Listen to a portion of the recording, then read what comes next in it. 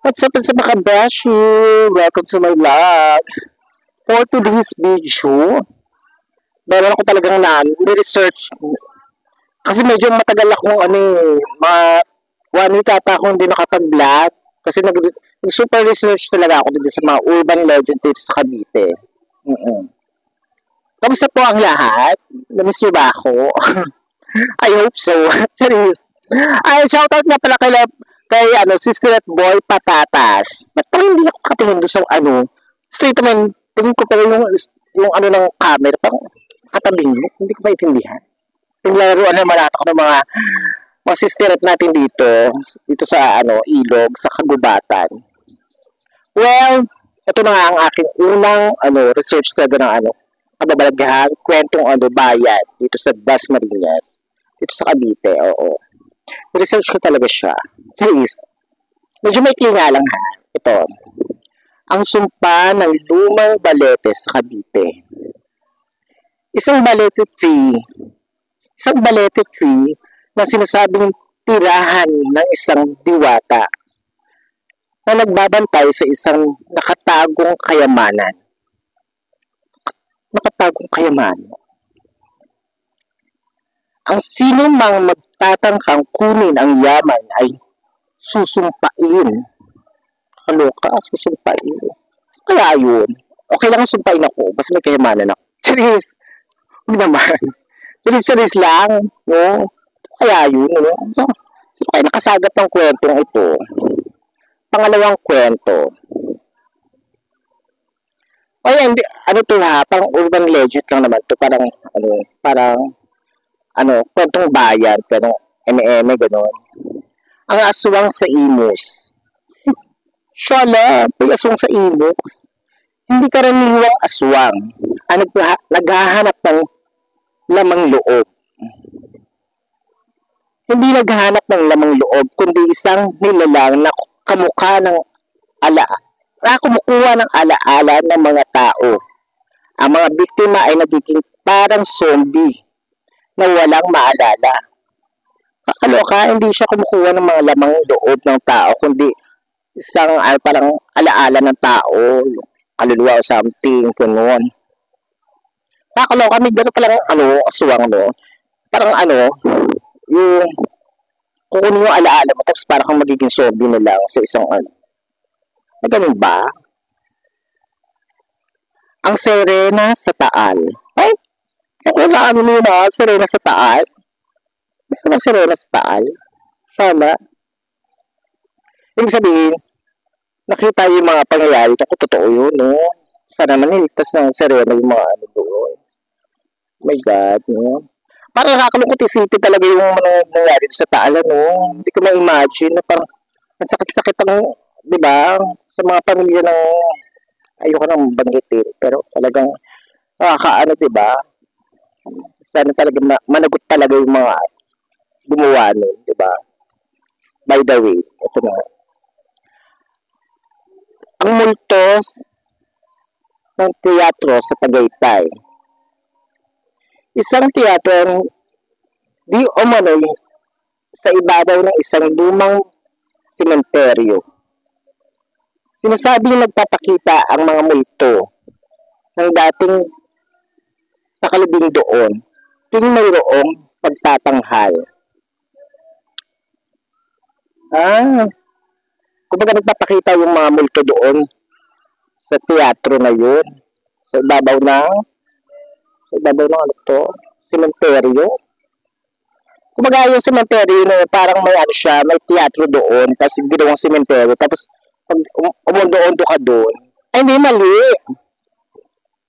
Yung dati siyang sementeryo, tapos naging teatro, diba? Oo. Palito ako. Oo.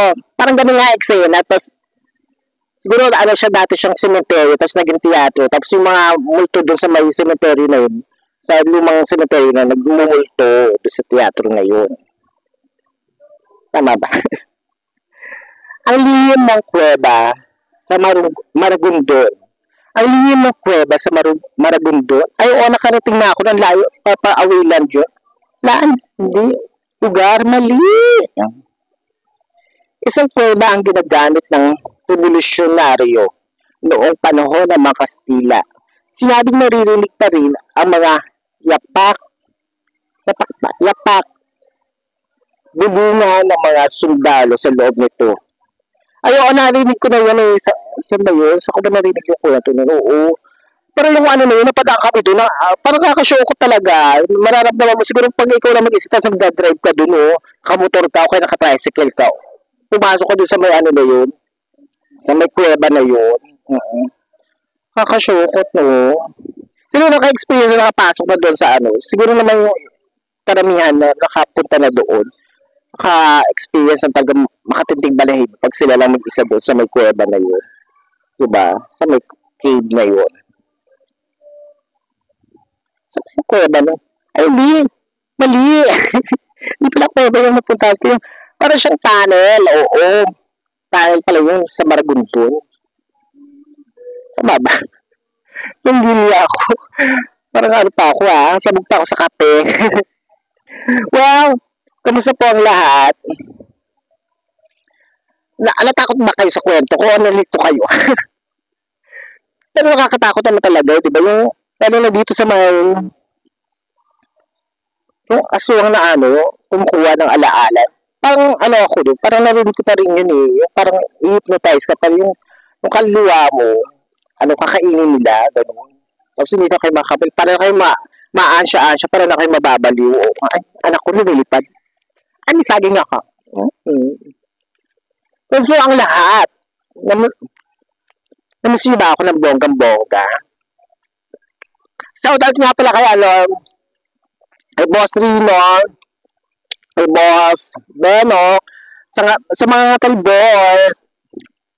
Baka naman, pa-shoutout na ba? Lagi ko siya na-shoutout ng bonggang-bongga, ha? Kay Raynard TV Vlog, Besh, kumusta na? Ano pa ba? Parang hindi ko nababanggit. Sa mga bago kong subscribers, thank you so much po sa pagsuporta sa aking channel. Thank you so much po. Hemwe. Diba? Sarap na saging. Maganda itong sa katawan, diba? Ano ito, potassium tea. Tapos pag nabubugrit ka. Diba? Parang nabili mo lang kalangitan. Sadali nga. Parang naloka ako din sa isang kwento na ito. Yung sirena sa Taal. Parang hindi ko pa narinig yan. Sirena sa Taal? Magkano ka yan? Research ko nga ulit yan. Yung mga sirena sa Taal na. Parang wala pa ako narinig na gano'n. Eksena. Kaya ba narinig nyo ba yun? Yung sirena sa Taal. Saka yung aswang na nangunguha ng alaala. Ano yung kid na yun? Si May, saan ba yan? Saan ba yung kid na yun? Hindi. Ano yun? Maragondon, oo. Yung kid na yun sa Maragondon. Hindi ko pa ganaan yun. Kapunta lang ako ng Maragondon. Parang talaga dahil. Oo, layo. Tapos bundok-bundok ko na siya sa dulo. Sino na nakapunta sa sa Maragondon? Comment down below, ha? Comment naman, ha? Don't forget to subscribe and click that notification bell for more videos, ha? Mga mari ko, mga kabeshi ko, ha? Don't forget, ha? At thank you so much na sa mga sumusuporta. Thank you, love sa akin. Sana sa susunod makasama na ako kala Boss Rino at saka kala Boss Benok. Sa mga, gusto ko talaga sila makita na talaga. Kaya lang medyo gipit pa ng lola mo. Kaya gano'n. Pero magkikita-kita rin tayo. Sana guys. Ano sa Boss Rino? Kasi adventure tax. Kakaloka. At yun na lang muna for today's video. Maraming salamat po sa mga sumusuporta. Paulit-ulit ko. Love, and support. Thank you so much. Babosh, mga kabeshi ko.